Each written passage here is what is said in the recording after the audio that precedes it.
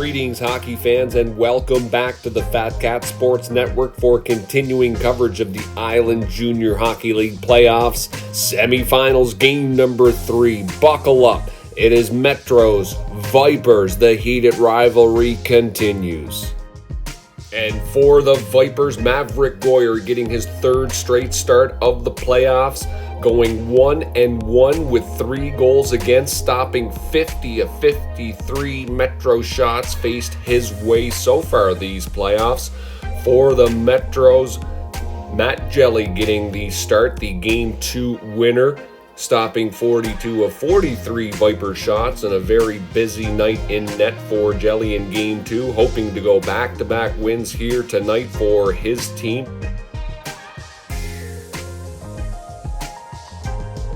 Game 2 hero Josh Dow with a pair of goals in that one. He'd be looking to stretch it on out and hopefully get that stick working here in Game 3.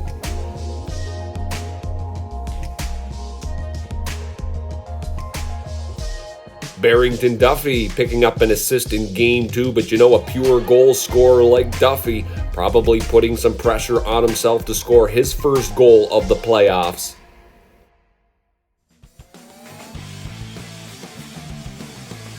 Graduating players Cale Pierce and Taylor Reed taking the face-off here for game number 3 to open it on up. Those opening 2 games featuring some low-scoring, tight-checking games. 7 goals in total scored by the 2 teams. Here tonight, the teams would combine for 7 alone on this night. So the offense definitely starting to click here for both teams. Series was being hyped as a heavy-hitting affair, and both teams living up to that hype. The Vipers, McLeod with the face-off win here now, picks up the rebound, centering past to Ballum. Ballum can't put it home. Physical play continuing here as Dylan McDonald dumps Tyler Gallant here of the Vipers. Ryan Boswell of the Metros here, maybe not listening to the pregame interview with Coach McLaughlin, talking about maybe going to the danger zones instead of those perimeter shots. Continuing on the attack. Mitten will beat Goyer, but not the iron on that one. Goyer would turn away all 9 shots fired in the first period at him, including this blocker save from Luke Garnham. Garnham with another chance here as he will take a pass from Bradley. Just a little wide on that one. Dawson Palmer now with a nice little dipsy doodle. Can't quite continue on with it though. It'll lead into the corner with a little more rough stuff. It'll be Gallant here for the Vipers called with the interference penalty. Maybe Ryan Boswell getting away with one there as well too. And it will be Gallant heading to the sin bin, and no confusion here, for this hour has 22 minutes. I'm not talking Tyler Gallant, the Vipers captain. That's number 2. This is the other Gallant. This is number 11, Blake Gallant.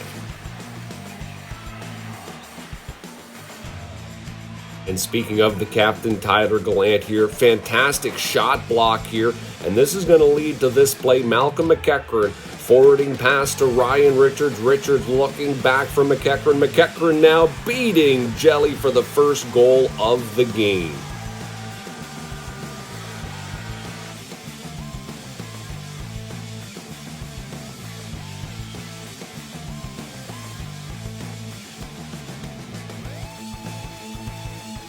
Richards with many facets to his game. He's got some speed, he can pass and shoot and add a physical edge as well too, and not a bad chirper, I am told, as well too. Richards helping out in that first goal. Metros now trying to answer back. Dawson Palmer going for it in the corner, centering pass though. McDonald can't pull the trigger on that one. Captain Pierce here now noticing Dow streaking to the net, trying to get something on net for a rebound, but Goyer gobbling that one up. Brett Ballum now picking it up for his team, streaking up all the way. Pickett's leaving it there for him. Nice little shot on net. Jelly, though, with the save.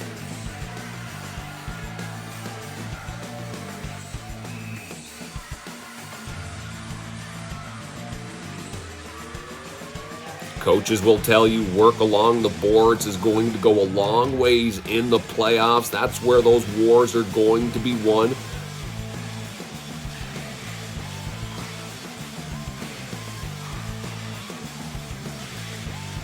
The Vipers would throw 10 shots at Jelly in this first period, and they would keep coming from there. Josh Dow now putting on the brakes, finds a streaking Cale Pierce, though. His shot blocked by Malcolm McEachran. This Vipers defense blocking a lot of shots in front of their goaltender tonight and collapsing down low.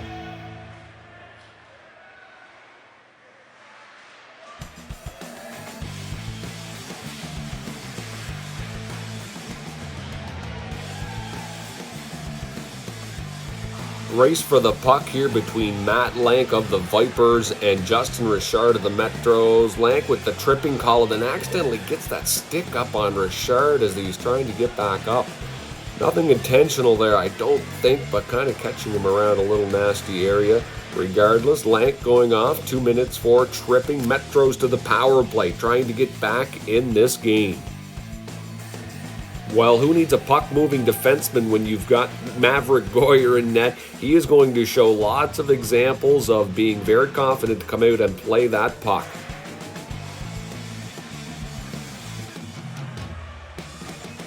On the attack now for the Metro, Steele with a nice little dipsy-doodle, loses it into the corner. His line mate, Shaw Mitten, now from the knees, trying to get something on net there.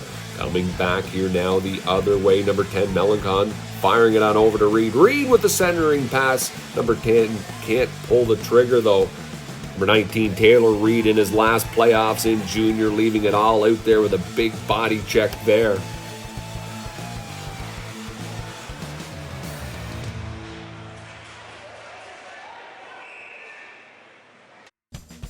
Well, you might have missed it there. Coming right into the corner, high stick coming up, hitting referee Johnny Martin.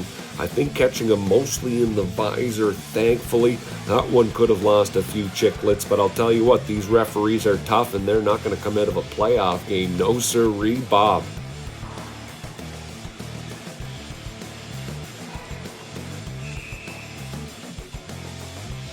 Nice little stopping performance here from the liney. I'll have to say one thing about these referees, you have to be able to skate well. And this liney definitely has some moves like Jagger.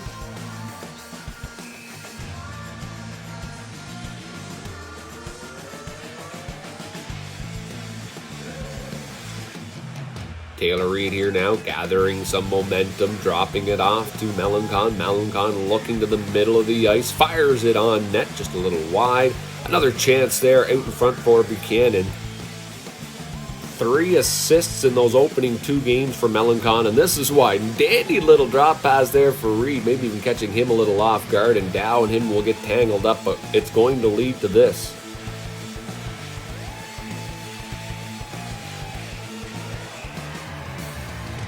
Max Antoine Melancon getting his 4th assist of the playoffs. Taylor Reed banging it home there. Keegan Buchanan would also be picked up with a secondary assist on that play as well. Vipers 2-0. Things are getting tight here now for the Metros. They are going to be looking for some sort of a spark here. Jelly just maybe losing it for a moment here. Nonetheless, you can see the referee pointing it home as Reed will pick up his 2nd goal of the playoffs.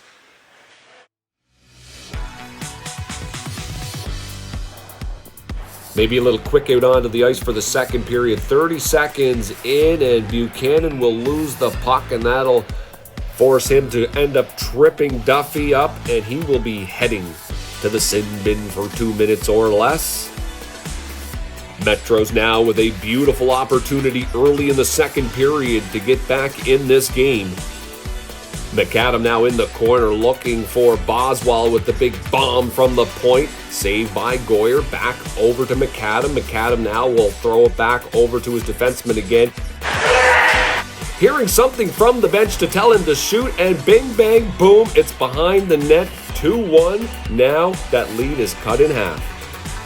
It would be a power play marker. I don't know if Dow got a tip in front of that. He led the train back to the bench, but they might have been just excited to get on the board, and didn't really matter who went to the bench first or not. But real nice goal here by Boswell. A nice spinorama there to buy him some time, open up some room, and I think he sold the pass to 25 and beat Goyer that way. Metros continuing to attack here now. Shaw Mitten using some speed and his nice size and reach advantage to try to get around the defenders behind the net. Goyer, though, saying my stick is a little bit bigger.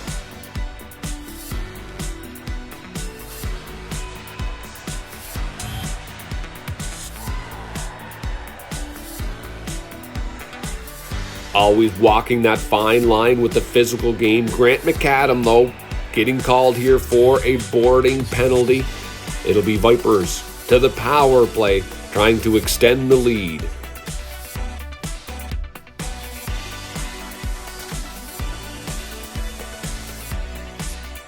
Power play look here from Coach Waddell. Melancon back to the point here using those passing skills. He will slide it on across to Glant. Glant back to him, though. Melancon now wanting to get on the board with the goal, and he will do just that.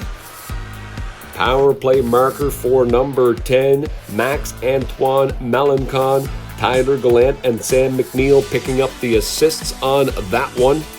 Two things about this goal that will make coaches very happy. Number one, Melancon, just a nice little wrister from the point. No big slap shot. Then look out in front. Number 55, Pickets, and as well McNeil, number 15. No chance at all for Jelly to see that shot. Duffy now streaking up the wing, trying to wake up his blade here to get something behind Goyer. Some coaches will talk about playing east to west hockey here. Mitten with some east to west hitting one side of the boards, and he'll see another victim coming the other way. Get a good bounce back from the boards. Duncan Pickets might not have gotten on the board, but he certainly got under the skin of many Metros on this night, especially in front of that Jelly net.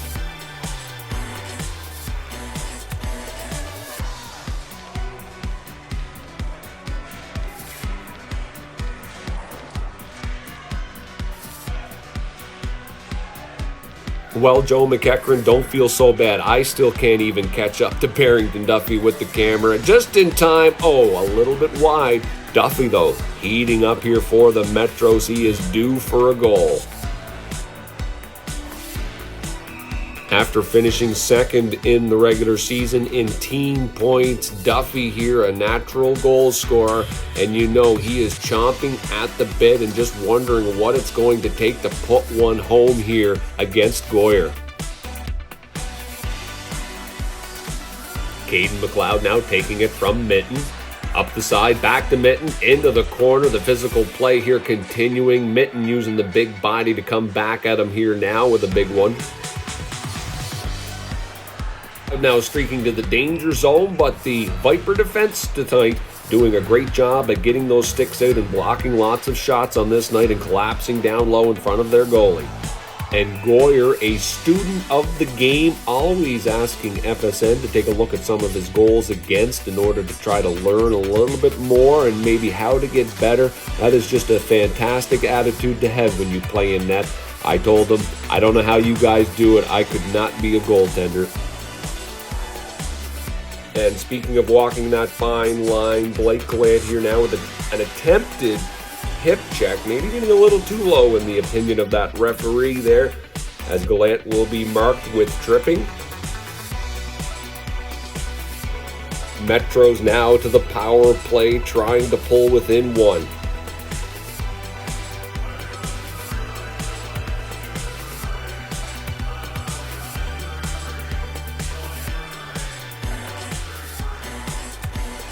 Pierce now heading to the danger zone, dropping it off to Duffy. Coming out here, a great pinch here now by Hunter Bradley to keep it in. Pierce now back on the point, finds Duffy in the corner. Duffy right to the net, and he will make no mistake about it. Sliding Goyer over with the 5-hole and just enough juice on it to get between.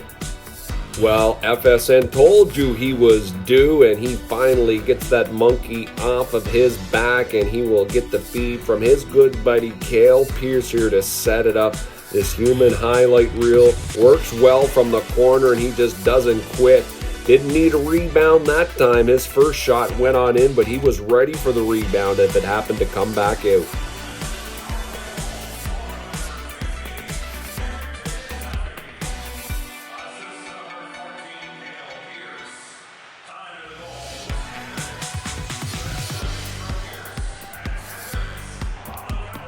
Great battle there between Boswell and Melancon, maybe having a little fight about who wears the fishbowl better. I don't know, but I love this physical play in the playoffs, and it's only going to get better here on in.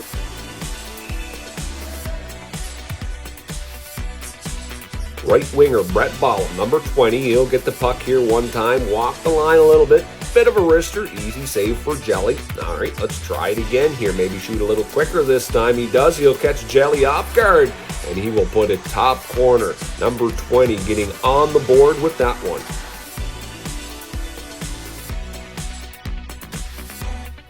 And this starts all with the centerman, Dixon McLeod. Back-to-back face-off wins. That isn't easy to do. This one here, Ballum seeing a quick opening, another little wrister, no big slappers, just getting stuff through to the net. Richards and McEachran with some great chemistry here in this game as Richards will take the pass, drops it to McEachran, great save by Jelly.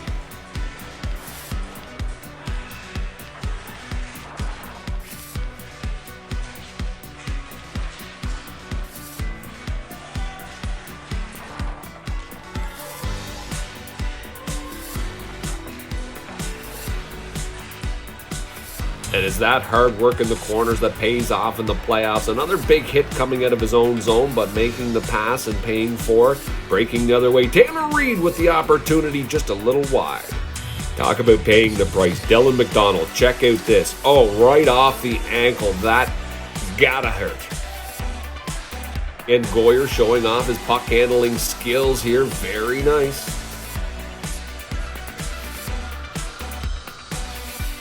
Deal now off the face-off. Wrister from the corner trying to get something going. No rebounds from Goyer on that one. Another one from the point. Big one by Bradley there. Can't hit the net on that one. Deflected wide. McEachran puts his head down and goes to work for the face-off win there. Back to the D. Buchanan with the outlet pass. Steele, though, onto the point coming the other way. Oh, tricky little one there. Finally cleared aside by the Vipers' defense.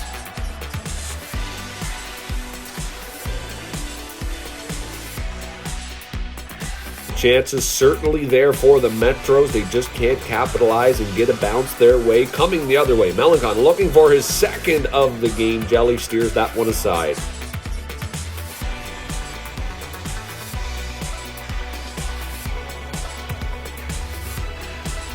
Boswell now for the Metro, showing off some of his moves, putting on the brakes. Quick little spinorama, looking for some room there.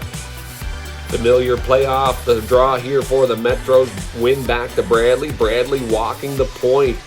Duffy sneaking in behind the net, trying to find it in the corner. Vipers, though, collapsing down low. Four of them right in front of their own goaltender, boxing it up there and keeping everything to the outside. It's attempt out front there, and DJ Teddy Robbins coming in and gonna steamroll Gallant. Robbins follows it up now from the slot with the wrister. Goyer with the save, tracking that puck. Bodies all over the place here now. Goyer shaking it off as they go the other way.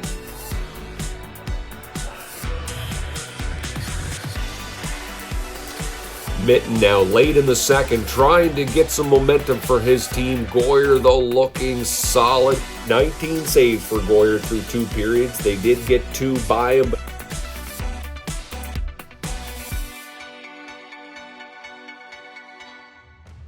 Ryan Richards now holding a $200 piece of kindling as he will toss it aside.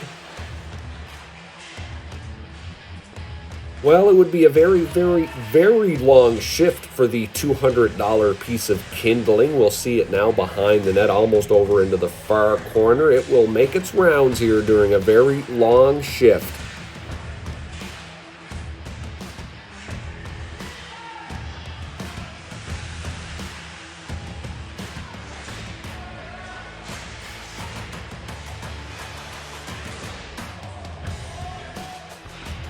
And yes, coming back once again, and that $200 piece of kindling still there off to the side of Jelly.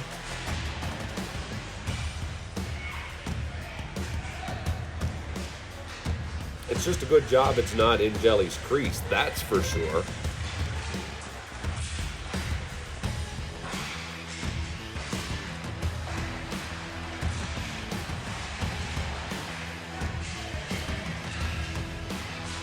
There we go. Get rid of it there, Jelly. Now it's 2 pieces of kindling at the very least.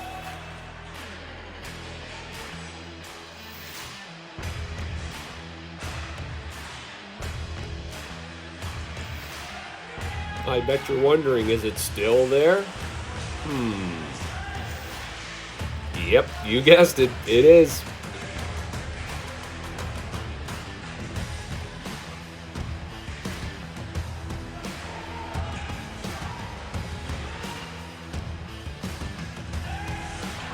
About 3.5 minutes into the shift, and yeah, you just heard the puck hit the stick there. I don't know what's going to happen here to finally get a stoppage. Well, thank you, Jelly. Thank you very much. Well, let's take another look at that. How did that helmet come off there now, Jelly?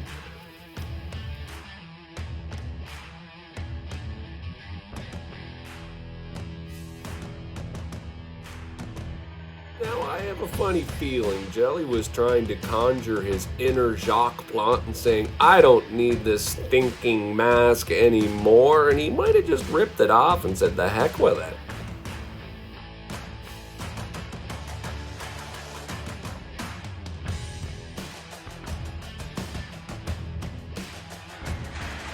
Some acrobatic style by the liney. I told you this guy's got some moves. Metros coach McLaughlin told FSN about the presence of number 22 back in the lineup in Game 2, and that's one of the reasons why.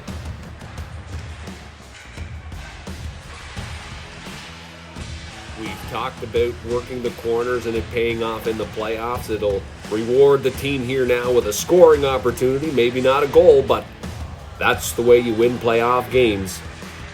Well, one of the best offensive defensemen in the league, Hunter Bradley, doing what he does best and getting that puck up the ice. He'll get an offensive foul here, though, not usually taken by a defenseman in the offensive zone here, but a little bit of bad luck there by Hunter Bradley, and he'll be heading to the penalty box. Vipers, power play now.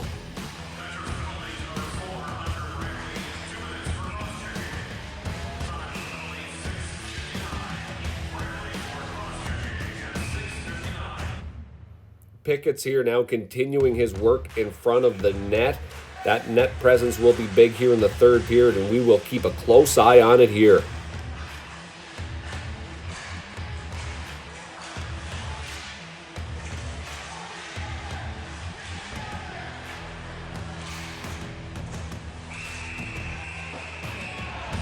Maybe Pickett shouldn't have taken a swipe at that level, but regardless, you're hungry for a goal, you're in front of the net, and the Metros will answer for their goalie. And Jelly, sensing some safety, will peek his head on up without a helmet on again here. Might have to tighten those straps up here for game number 4 as Caden McLeod comes over to give him a little bit of reassurance here. Tough night in the nets for Jelly for sure. After the big Game 2 win, certainly was hoping for a better night tonight and a better outcome, but Mama said there would be nights like this.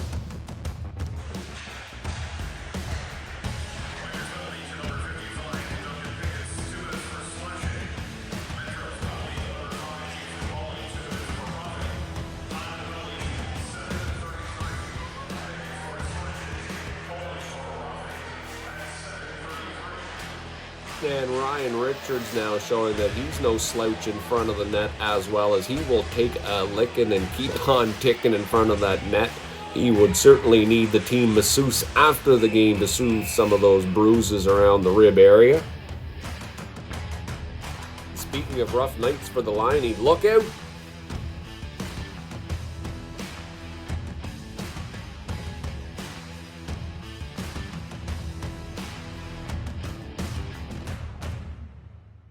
It'll be Taylor back to Tyler, crossing it over to his D partner, off the post.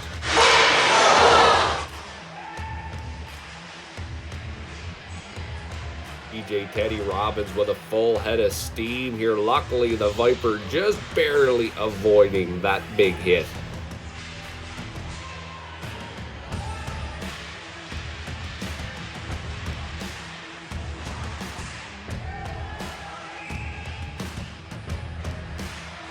Brett Bollum now picking it up in the neutral zone, heading the other way with some steam, using the land as a decoy.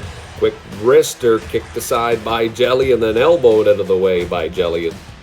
And once again, Hunter Bradley now working it from behind his own net in through the neutral zone, dissing it off to Mitten. Mitten dumping it on in, but Goyer taking away that opportunity by being a puck-moving defenseman himself.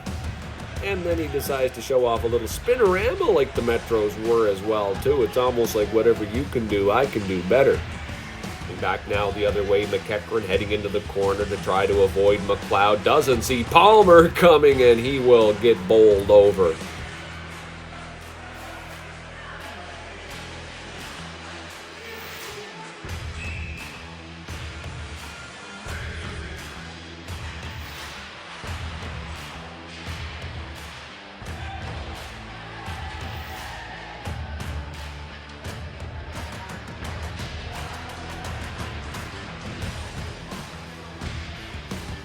Still 4-2 Vipers, time starting to run out for the Metros. They're trying to generate some sort of offense. This stifling defense, though, now by the Vipers, doing a great job of keeping pucks to the outside and clogging up that middle part of the ice. Heading back to the face-off now, big win. Bradley walking the point as always, getting one through, but Goyer kicks it aside. Bradley here now taking it behind his net, doesn't mind taking a hit to make a pass.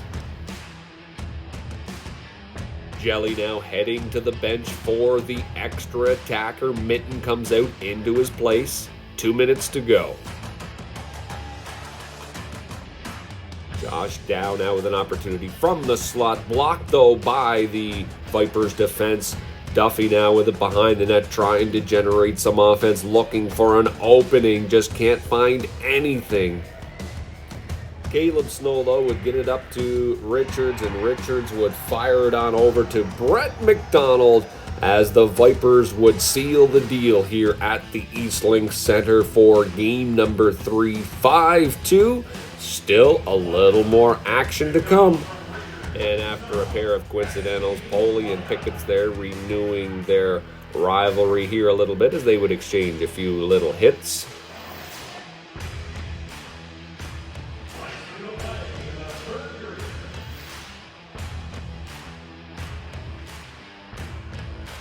Ballin here now, streaking around, top of the circle, wrister, Jelly with the save. Getting heated in front of the net, and of course my zoom-in camera sitting off to the side getting charged up, but regardless, the best view that you can get.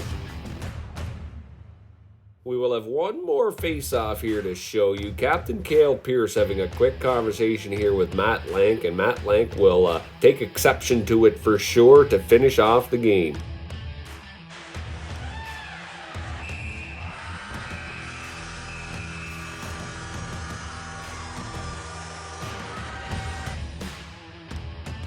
And there you have it, 5-2 final Vipers, as both teams trying to send a message for game number 4. That's coming up Friday, March 26th. Game time, 7:30 p.m. Of course, at the Eastlink Center. Tickets available online at the Eastlink Center PEI. FSN will be there Friday night for another game of the week. We will bring you all the highlights, and trust me, you don't want to miss it in person. That is definitely the best way to enjoy this Island Junior Hockey League rivalry. It is game number 4 coming up Friday night. Sherwood at Kensington. Vipers lead the series now 2-1.